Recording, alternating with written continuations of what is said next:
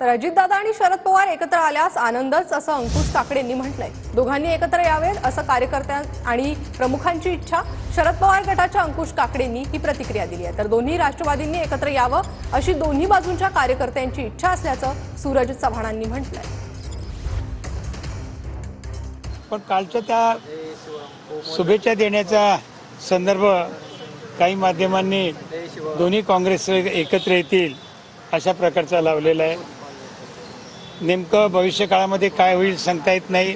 सर्वांनी एकत्र येऊन काम करावं अशी सर्वसामान्य तळागाळातल्या कार्यकर्त्यांची आणि काही प्रमुखांची देखील इच्छा आहे। तसं झालं तर आनंदाचीच गोष्ट असेल। पण अर्थात हे सगळं होण्यासाठी राष्ट्रवादी काँग्रेस पक्ष, शरद पवार पक्ष याचा जो अंतिम निर्णय आहे तो आदरणीय पवारसाहेब घेणार आहेत। कालच्या भेटीमुळे कुठलेही राजकीय तर्कवितर्क काढू नये, कारण ती पूर्णपणे कौटुंबिक भेट होती।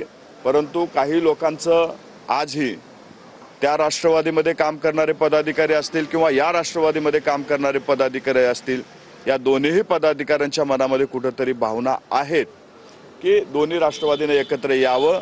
परंतु आम्ही राजकीय वेगळी भूमिका घेतलेली आहे।